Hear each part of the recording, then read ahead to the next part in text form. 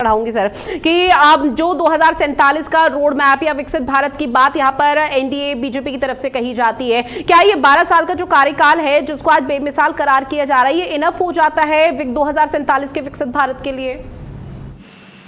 देखिए, 2047 में विकसित राज्य आप बनाने की बात कर रहे हैं, $5 ट्रिलियन इकोनॉमी की बात कर रहे हैं, तमाम अपनी उपलब्धियां गिनाई। भारतीय जनता पार्टी के हमारे प्रवक्ता हैं, बड़े भाई हैं उन्होंने। लेकिन एक चीज महत्वपूर्ण बात ये थी कि आप जब भी बात शुरुआत करते हैं तो पंडित नेहरू से शुरू करते हैं और बाद में जब बात आप शुरू करेंगे तो 2047 में करेंगे। बीच के कार्यकाल की बात करने के लिए किसी दूसरे देश का प्रधानमंत्री नहीं आएगा, इसी देश के प्रधानमंत्री को बात करनी होगी। दूसरी बड़ी बात, आप तमाम इकोनॉमी तमाम तरीके की बात करें। आप ये क्यों नहीं बताते कि जब आप 2014 में सत्ता में आए थे तो देश के 55 लाख करोड़ कर्जा था और आज 205 लाख करोड़ कर्जा है। ये भी तो आपकी जिम्मेदारी है, ये आपको बताने में क्या दिक्कत हो रही है, ये भी बताना चाहिए था आपको।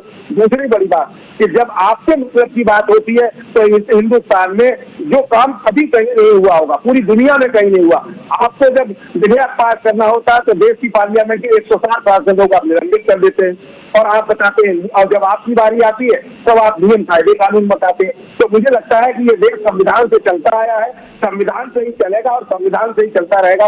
तो आप स्वयं जब जिस देश की संविधान की धज्जियां उड़ाने में लगे हैं, उस देश में आप विपक्ष से और अन्य राजनेताओं से या अन्य जनता से आप अपेक्षा करते हैं कि देश की जनता संवैधानिक तरीके से काम करे। तो एक उंगली अगर आप किसी और के ऊपर उठाते हैं तो 3 उंगली आपकी तरफ जाती है। तो मुझे लगता है इनको भी ध्यान रखना चाहिए। दूसरी बड़ी बात, हिंदुस्तान के इतिहास में कभी भी किसी भी सरकार रही हो, सेना का अपमान किसी ने नहीं किया। आपके यहाँ नहीं हुआ क्या? मध्य प्रदेश के मंत्री ने सेना का अपमान नहीं किया?